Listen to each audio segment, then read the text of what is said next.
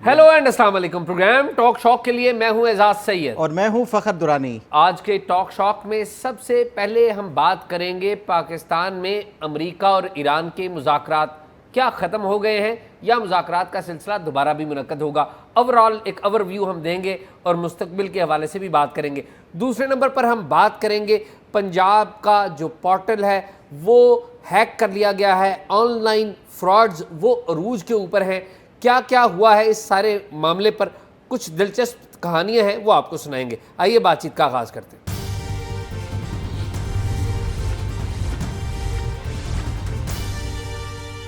कैसे हैं आप? फखर मैं ठीक हूँ, आप सुनाएं क्या अल्लाह का हाल है? करम, सब ठीक ठाक। आप बड़ा मसरूफ़ रहे फिर वीकेंड पे भी जो है ना। यार मैं अब आपको बताऊं, मैं इतना डिस्टर्ब रहा हूँ जेन्युइनली कि इस पूरी टॉक्स के सिलसिले में आप सुन के हैरान होंगे, क्योंकि हमारा ज़्यादातर काम जो है वो लोगों से मिलना है और टेलीफोन के ऊपर बहुत ज़्यादा काम है, व्हाट्सएप के ऊपर राब्ते, सिग्नल के ऊपर राब्ते। आप सुन के हैरान होंगे फ़खर कि 24 घंटों में मेरा 13 घंटे स्क्रीन टाइम रहा है। अच्छा। अब अंदाज़ा कर लें कि क्या हालत रही है। तो अब वो ना कंसंट्रेशन में, मैं कोई चीज़ पढ़ता हूँ ना, कोई लंबा डॉक्यूमेंट पढ़ना हो तो अब वो मसला पैदा हो रहा है। तो मैं कोशिश कर रहा हूँ कि हफ्ते की छुट्टी लूँ, आपके हवाले करूँ, आप देखें और आसिफ देखे, मैं हफ्ता एक छुट्टी करूँ ताकि मैं नॉर्मल हो मिलेंगी आपको, ईद पे छुट्टियां मिलेंगी। नहीं नहीं, मैं तो उससे पहले जाऊँगा। मैंने पहले आपको बता दिया। आप तो लगता है जो अब्बास इराक़ची, इसाक डार, फील्ड मार्शल आसिम मुनीर, उनकी तरह बड़ी मसरूफ़ शख्सियत बन गई है। नहीं नहीं, मसरूफ उनकी तरह तो नहीं हूँ, लेकिन मसरूफियत तो है, जाहिर बात है, हर एक का अपनी नौयत काम की होती है, लेकिन मसरूफियत तो है उसी तरह नहीं, की। मसरूफियत तो है, लेकिन कहने का मतलब है वो अब्बास इराक़ची एक देखें जंगज़दा मुल्क को बचाने की कोशिश कर रहे हैं। स्टीव विटकॉफ जो है वो अपना उनका एक एजेंडा है, ठीक है, और पाकिस्तानी जो लोग हैं उनका अपना तो है। आपका भी वही है, आपके काम की नौयत मुख्तलिफ हो सकती है, लेकिन आप उसको रिपोर्ट कर रहे हैं। बहरहाल मुझे ये बताएं कि ये जो वीकेंड पे होता रहा, अब्बास इराक़ची साहब इस्लामाबाद आए, फिर ट्रंप साहब का ऐलान आया कि जेरेड कुशनर और उनको हम सुबह भेज रहे हैं, फिर उनका दोबारा ऐलान आया कि नहीं भेज रहे, इराक़ची साहब ओमान गए, फिर वापस आए, फिर रशिया चले गए। ये क्या कुछ पक रही है खिचड़ी ये इसमें? और उसमें एक और जो सबसे इम्पॉर्टेंट डेवलपमेंट वो भी साथ बताइएगा कि जो इसाक डार साहब ने कल एक ट्वीट किया, उसमें उन्होंने कहा हम पाकिस्तानी कौम का शुक्रगुज़ार हैं, उन्होंने तकालीफ बर्दाश्त की हैं, अब हम जो है वो सेरीना होटल और ये सारे अतराफ़ और रेड जोन सब खोल रहे हैं। इससे इंडिकेशन जो आ रही है कि फ़िलहाल कोई नियर फ्यूचर में मुज़ाकरात या इस्लामाबाद टॉक्स वाला जो सिलसिला है वो शायद ख़त्म हो गया है। तो इसके ऊपर भी ज़रा मुझे बताना है। अच्छा फ़खर, सबसे पहले बात तो ये इसी ट्वीट से ऑनवर्ड शुरू करते हैं। पाकिस्तान ने बहुत इन्वेस्ट किया है इन मुज़ाकरात में। बिल्कुल। पाकिस्तान ने अपना मईशत इतनी ठप थी इस्लामाबाद में, ऐसे ही है, अपने जिसे कहते हैं ना अपने दोस्त स्टेक पर लगाए। आप देखिए यूएई पाकिस्तान से कोई इतना खुश नहीं है, बिल्कुल ठीक है। गल्फ़ में बाज़ लोगों को एतराज़ात थे, पाकिस्तान का सऊदी अरेबिया के साथ कितना करीबी ताल्लुक़ है, डिफेंस पैक्ट मौजूद है, तो रिस्क लिया पाकिस्तान ने। सऊदी अरेबिया और पाकिस्तान के जो ताल्लुकात हैं वो ख़राब नहीं हुए। और फिर आप देखें कि ईरान का पाकिस्तान पे ट्रस्ट उसमें इजाफा हुआ, ठीक है। और आप देखिए इतना इजाफा हुआ कि अभी अब्बास इराक़ची जब आए आखिरी दफ़ा पाकिस्तान में और उनका स्टॉप ओवर था, तो मैं यहाँ पर बता रहा था कि जी टॉक्स नहीं होंगे। याद है मैंने एक ट्वीट भी की थी कि जुम्मे के दिन टॉक्स नहीं होंगे। अमेरिका से खबरें आ रही थी कि जुम्मे को टॉक्स हैं, तो मैंने इधर से ट्वीट की थी कि जुम्मे को टॉक्स नहीं। हमने प्रोग्राम भी किया था। बिल्कुल ठीक कह रहे हैं।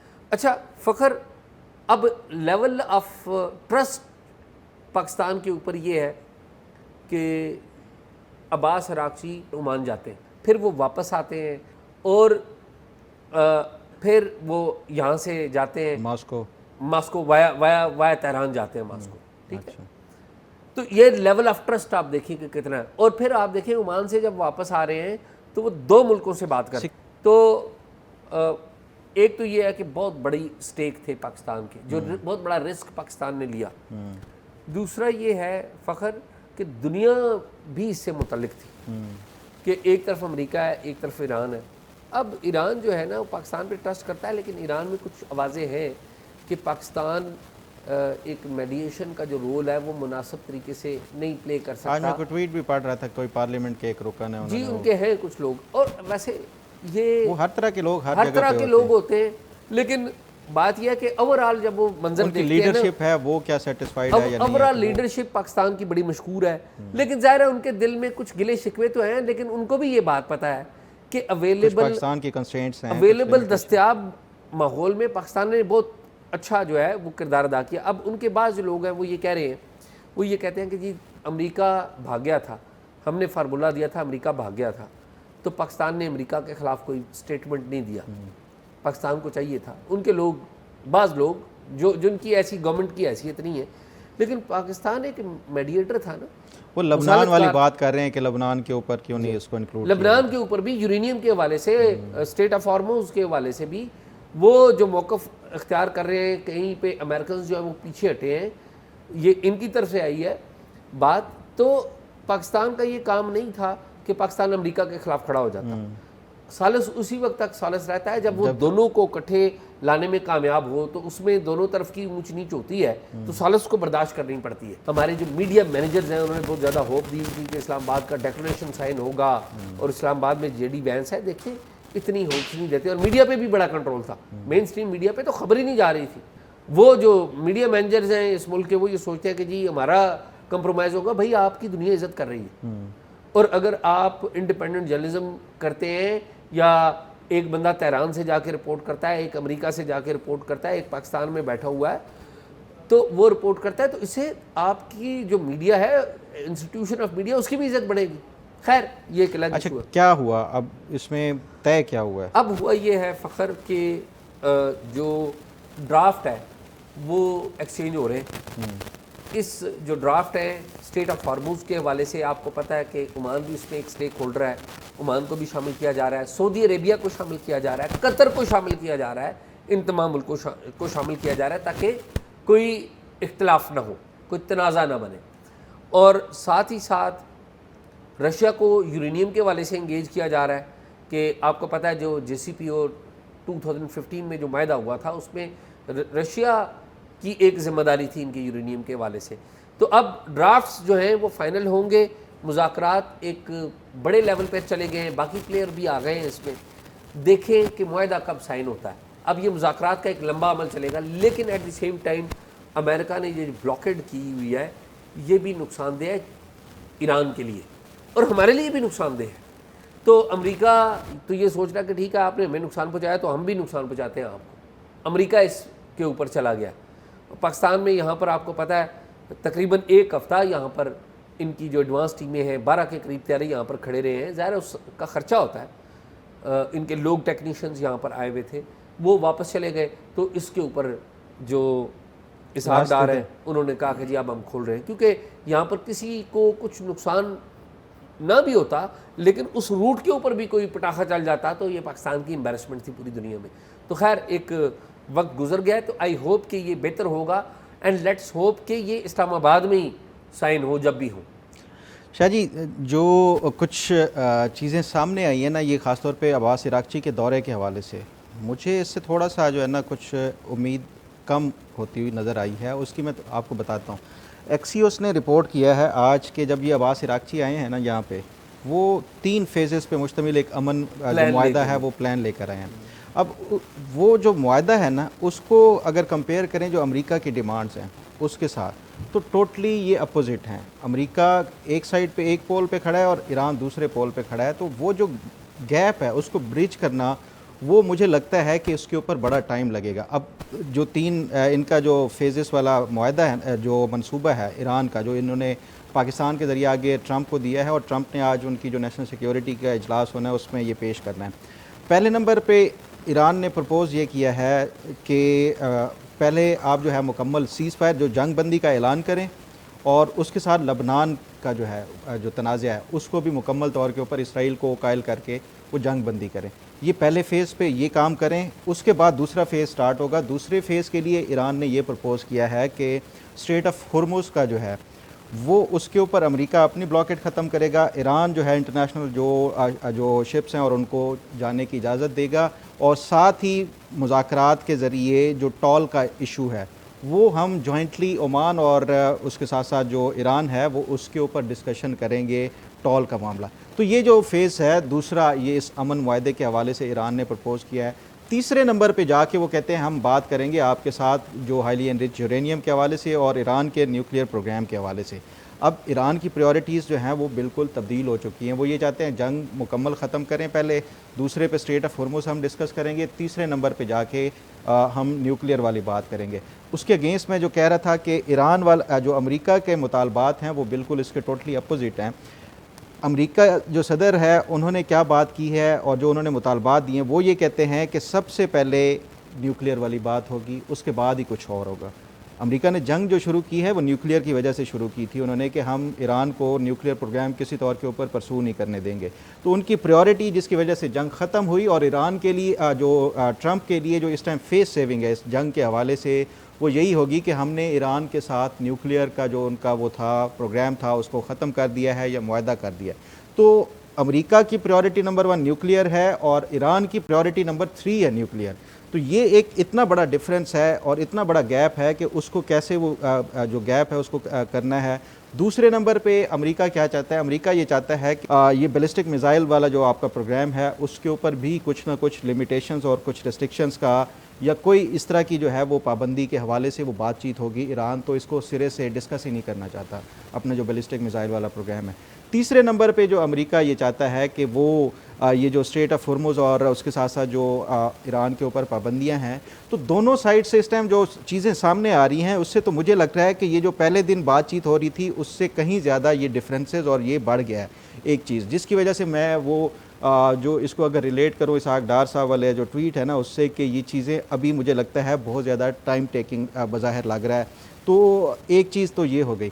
तो इसलिए मैं समझता हूँ कि पाकिस्तान को इस हवाले से ये जो कोशिशें हैं इसको जारी रखनी चाहिए। और दूसरी एक और चीज़ जो कि ये आज ट्रंप की काबीना का इजलास है, अब उसमें बड़ा मैं समझता हूँ कि ये जो आउटकम निकलेगा कि क्या वो इस ईरानी ये जो 3 फेजेस वाला जो प्लान है उसके ऊपर अमल दरामद करने के लिए रजामंद होते हैं या नहीं होते। बज़ाहिर ये लगता है जो पाकिस्तान की तरफ से एक्शन है उससे तो मुझे लगता है कि शायद अमेरिका को ये नामंजूर है, जिसकी वजह से उन्होंने फ़ौरी तौर के ऊपर, क्योंकि ये पहले दिन ही उन्होंने जो प्लान था वो दिया था, ट्रंप ने पहले ऐलान किया कि वो जैरेड कुशनर और वो आ रहे हैं, और फिर उसके बाद उन्होंने ऐलान किया कि नहीं जा रहे, हम टाइम वेस्ट नहीं करना चाहते। तो इससे एक जो इंडिकेशन मिल रहा है कि अभी जो हनूज़ दिल्ली दूर अस्त वाली बात है कि शायद ये उस पर कोई ना कोई पेश रफ्त। फ़खर बात यह है कि जंग ख़त्म हुई है लेकिन जंग का दोबारा इम्कान अभी भी मौजूद है, अमन अभी भी नहीं है, अनसर्टेनिटी अभी मौजूद है।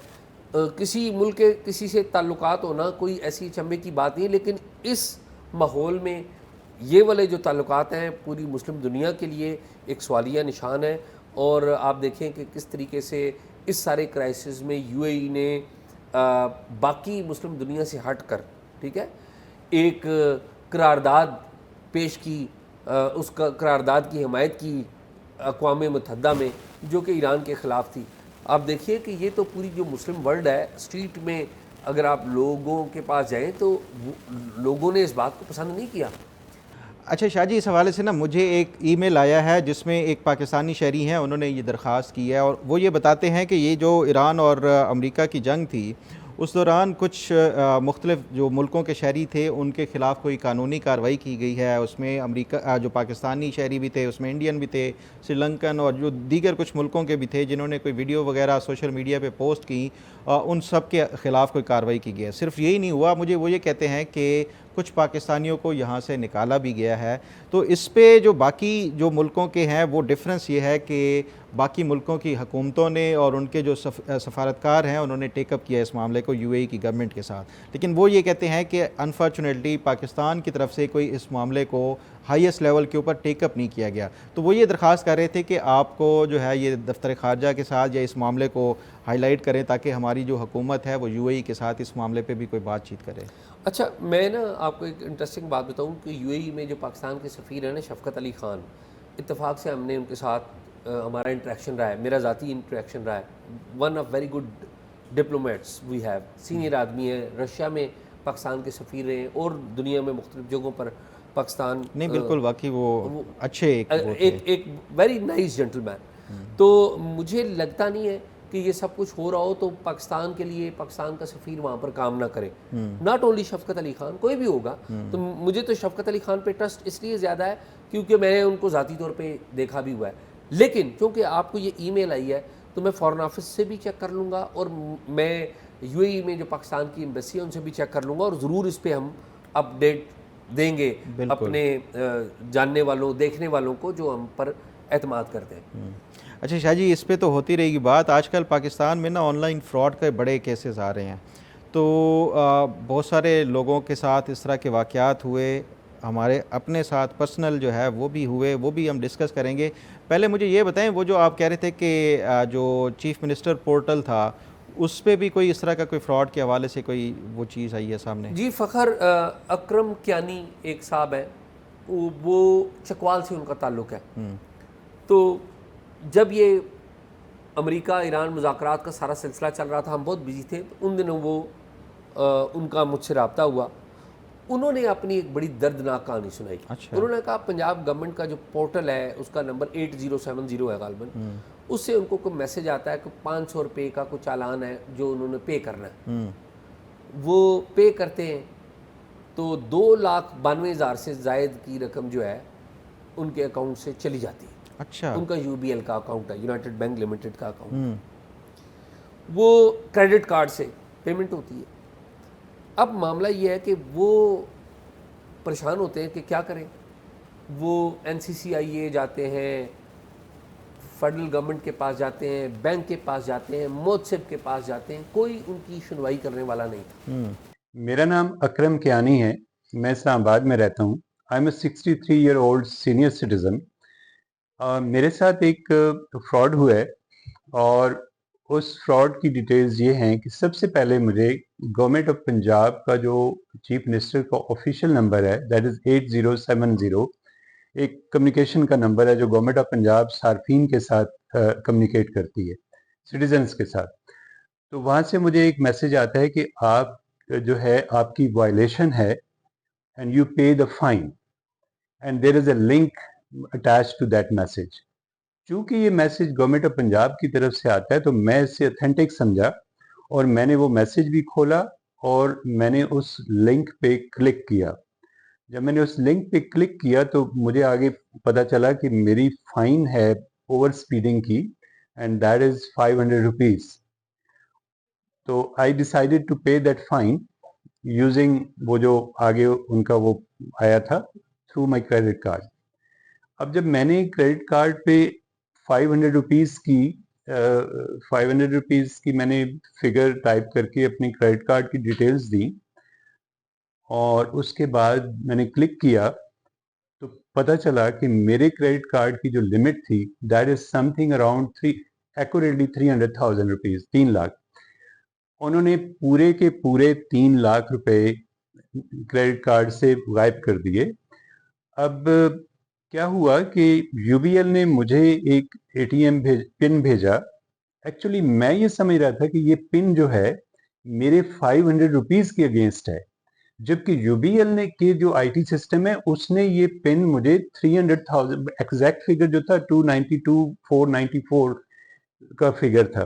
तो उन्होंने ये इस फिगर का मुझे पिन भेजा, यूबीएल की जो सिक्योरिटी जो भी उनकी आईटी टीम है, और उसी को उन्होंने एक्सेप्ट किया, और with in no time 2,92,494 plus transaction charges उन्होंने मुझे चार्ज कर लिए, and money was went to Dubai. Dubai का एक है वो एक कोई इदारा है, उसका नाम है सुपर हार्डवेयर ट्रेडिंग एलएलसी।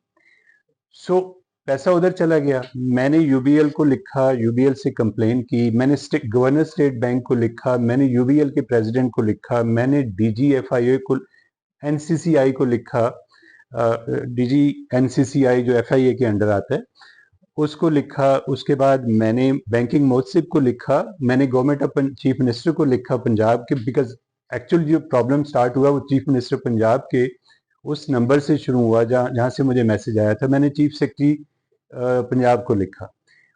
अच्छा, अनफॉर्चुनेटली किसी ने मेरी बात नहीं सुनी, और अब बैंक यूबीएल जो है मुझे वो मेरे अगेंस्ट वो यानी उसके ऊपर और चार्जेस लगाए जा रहा है, फाइनेंशियल चार्जेस लगा, वो जो 292 की फिगर थी वो अब 341 की फिगर हो गई है।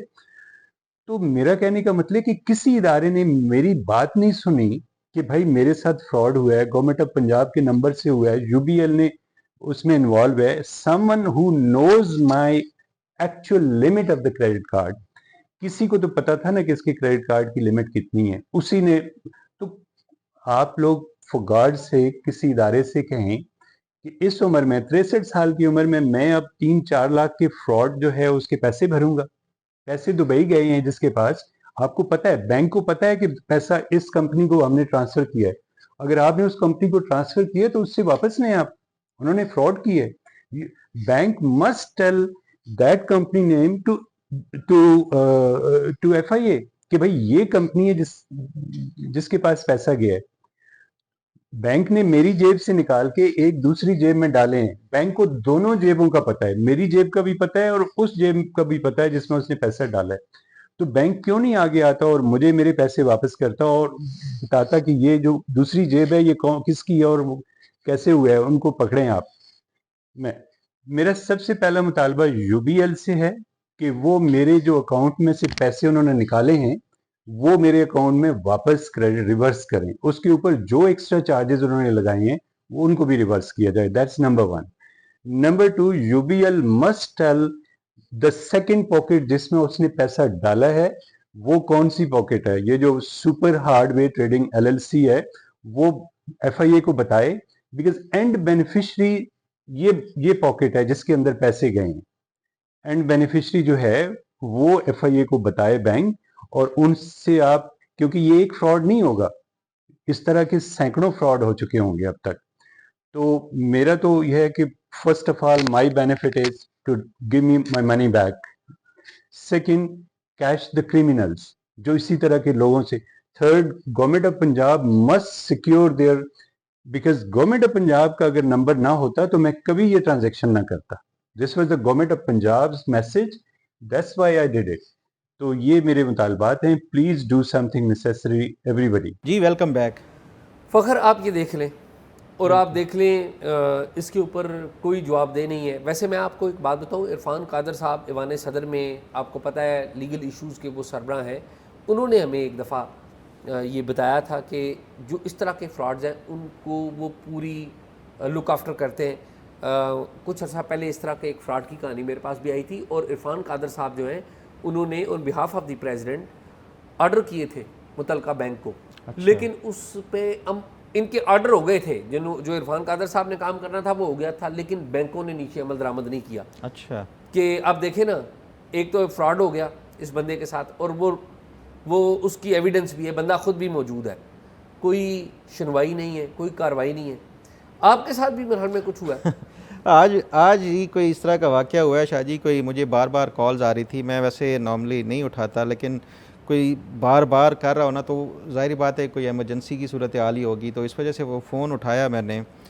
तो आगे से एक कोई देहाती टाइप की जो है ना बंदे की आवाज़ आई। उसने कहा कि सर जी ये इस नंबर पे मैं कोई गलती से पैसे सेंड कर बैठा हूँ, इजी पैसा करना था, आपके नंबर पे आ गया गलती से। तो वो बराए मेहरबानी, अगर मेरी वाइफ हॉस्पिटल में है, उसकी डिलीवरी होनी है और पैसे जो सारे थे वो मैंने भेज दिए हैं, वो आपके अकाउंट में आ गए हैं, तो ये आप काइंडली ये मुझे वापस भिजवा दें। अच्छा, मैंने कहा मैं भिजवा देता हूँ यार, मैंने क्या करना है आपका कोई। वो कहते हैं आपके पास मैसेज भी आया होगा। वो मैंने देखा तो उसी कॉल के दौरान ही मैसेज भी आया हुआ था, उस पर कोई 29,500 रुपये की पेमेंट थी। वो मैंने कहा हाँ यार मैसेज तो आया हुआ है, मैं अच्छा भिजवाता हूँ। तो उस पर वो कहते हैं सर जी ये दुकानदार है, उससे बात कर लें, वो आपको समझा देता है कि पैसे कैसे भेजने हैं। तो दुकानदार ने जब वो मुझे वो उससे फ़ोन लिया और उसने कहा कि सो कॉल्ड दुकानदार उसने कहा कि सर ये कॉल ना काटें आप, मैं आपको गाइड करता जाता हूँ, आप जो है ना ये इस स्टेप वाइज फॉलो करते जाएं, ये पैसे खुद ब खुद आ जाएंगे। अब इतना तो थोड़ा सा मुझे भी अंदाज़ा था कि यार ये अगर कोई इस तरह की अमाउंट आ जाए ट्रांजैक्शन की तो वो उस तरह वापस नहीं होती, आपको खुद ही दोबारा से वो भेजने होंगे। मैंने कहा यार ये कैसे हो सकता है कि ये मैं इस तरह वो करूं, मुझे ये बताओ। कहते रहे ये जो आपको वो मैसेज आया ना उसकी ट्रांजैक्शन आईडी वो ब्लू टिक उस पर वो कर दें तो वो पैसे वापस। मुझे शक हुआ, मैंने कहा अच्छा मुझे जिस नंबर पे भेजने हैं ना, मुझे इस तरह का नहीं समझ आता, मुझे नंबर भेजो, मैं उसके ऊपर वो भेज देता हूँ। नंबर भेज दिया, नंबर उसने भेजा है। अब वो मैं उससे फिर बार बार कॉल्स की तो अपना मैंने देखा अकाउंट तो उसमें कोई पैसे नहीं आए हुए थे, क्योंकि ये जो इजी पैसा का है ना वो 3737 से आपको मैसेज आता है, किसी आम मोबाइल नंबर से नहीं आता। पहली चीज़ तो ये, जिसको भी अगर इस तरह की कोई कॉल आए ना, जो हमारे देखने वाले हैं, सबसे पहले तो ये लाजमी देख लिया करें कि ऑफिशियल जो नंबर्स होते हैं वो डिफरेंट होते हैं। अगर आपको आम फ़ोन नंबर से कोई आए इस तरह तो वो मोहतात हो जाएं। नहीं, लेकिन ये जो ऑफिशियल नंबर है ये तो अकरम साहब का हाँ, नहीं, कहना वो है ना तो कि वे तो जो पंजाब गवर्नमेंट का पोर्टल है उससे हुआ है। ये एक और ये बड़ा चीज़ है, ये serious बड़ा बात है। सीरियस मामला है। ये तो बड़ी- उस पे जो है ना, वो फिर मैंने उसे कहा किधर आप कहाँ पे बैठे हैं, उस बंदे से। वो कहता है मैं जेलम में जी आप क्यों खामोश हो गए? जेलम जीटी रोड पे कोई मियाँ की फ्रेंचाइज है मोबाइल फ़ोन की, या कोई शॉप है इस तरह की, मैं उधर बैठा हूँ। मैंने कहा अच्छा उधर बैठो, मेरा वो मैंने SHO सिटी को कहा है, वो आ रहा है उधर, तो वो तुम्हें पैसे दे जाता है। वो करीब था तो वो पैसे तुम्हें देने खुद आ रहा है। तो वो उस पर जो है ना, अब कोई आधा घंटा हो गया, मैंने 8-10 दफ़ा दोबारा कॉल्स की हैं, वो बंदा नंबर बंद कर गया है। तो ये कहने का मकसद ये है कि ये जब ये फ्रॉड करते हैं ना ऑनलाइन इस तरह का, वो उनकी कोशिश होती है कि दूसरा जो बंदा जो विक्टिम बनने जा रहा है उसको मौका ना मिले सोचने का, और उसको मौका ना मिले वेरीफाई करने का। तो वो कोशिश उनकी होती है फ़ौरन उसी कॉल पे ही जो है ना वो काम कर लें, और अगर उनका उसी कॉल पे काम नहीं होता, आपको ब्रीदिंग स्पेस मिल जाती है, तो फिर वो नाकाम उनकी अटैम्प्ट होती है। तो ये हर बंदा जो है ना, मेरा ख्याल है कि उसको सोचना चाहिए कि अगर कोई इस तरह की कॉल आए, इस तरह की एक और अभी 2 हफ्ता जो है ना, वो पहले मेरे एक और रिलेटिव को आया कि तुम्हारे बेटे को हमने उठाया हुआ है, इसका किसी खातून के साथ कोई इस तरह का चक्कर था, वो पुलिस पकड़ गई है। फिर वो कहते हैं यकीन नहीं आता, पैसे, हाँ फौरी यकीन नहीं आता, तो ये उसकी सुन लो, उसके पीछे चीखने की आवाज़ें वो साथ आ रही थी। तो ये आपने किसी को भी इस तरह की जो है ना वो कॉल आती है, पहली चीज़ ये है कि फ़ौरन जो है ना वो उसको ये नहीं देना कि ठीक है, वो जो बताता जाए आप करते जाएं। आप कहें कि ठीक है अच्छा मुझे ये ज़रा करने दें, और फिर उसको चेक करें, और उसके बाद जो भी आपका नहीं, और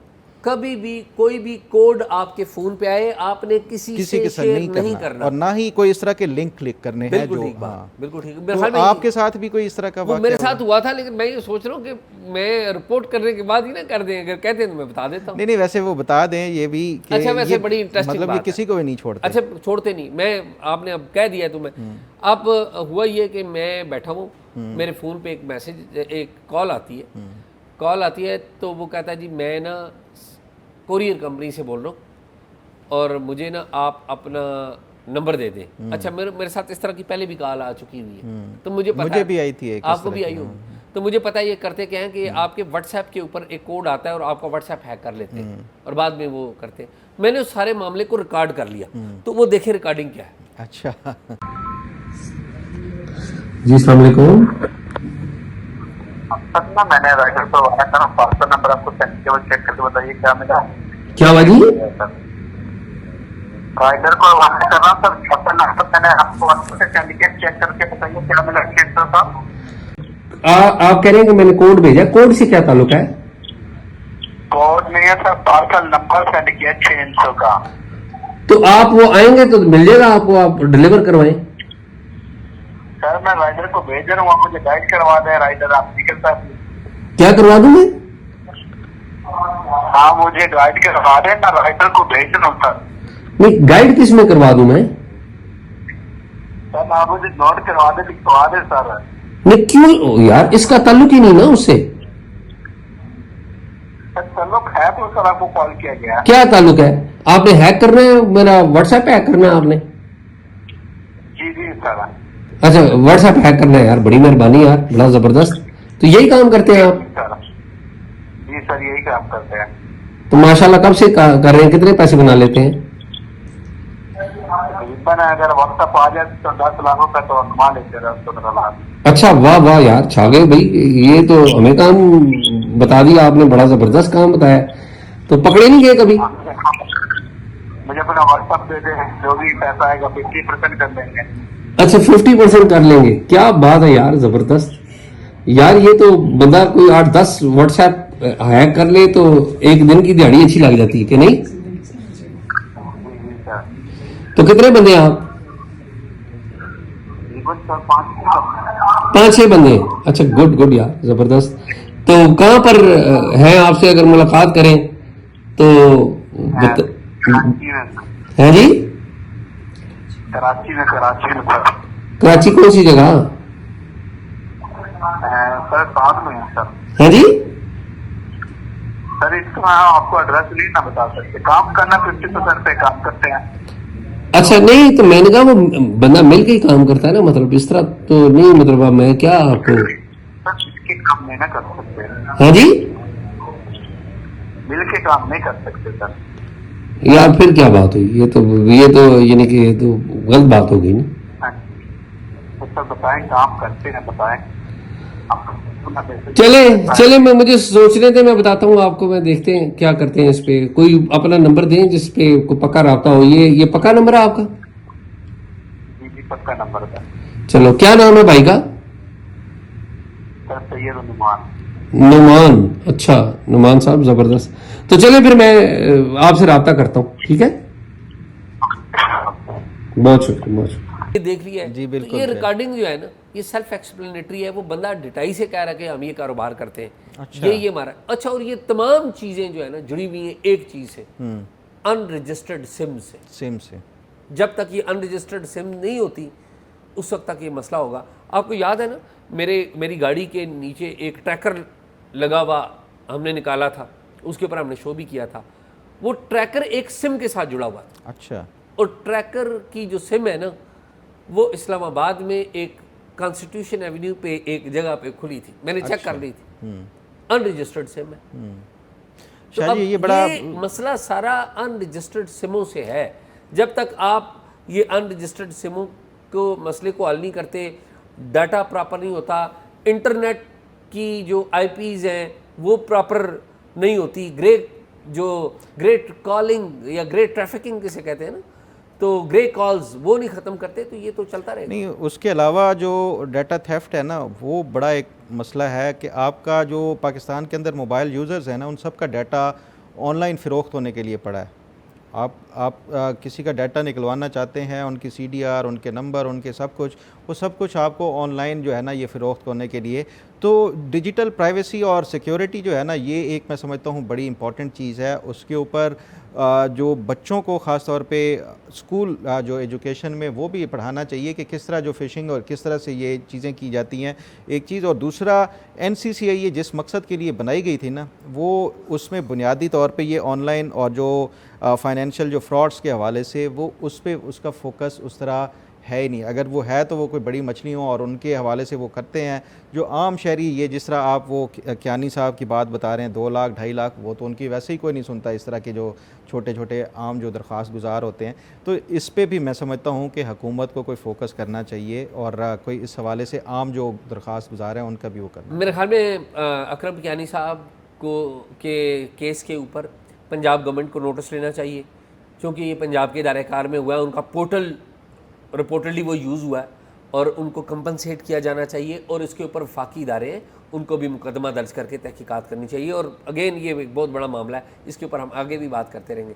नाज़रीन, प्रोग्राम आपने देखा, प्रोग्राम के बारे में राय अपनी ज़रूर दीजिएगा, और अगर कोई मालूमात हो तो talkshop777@gmail.com पर शेयर कीजिए। अल्लाह हाफिज़।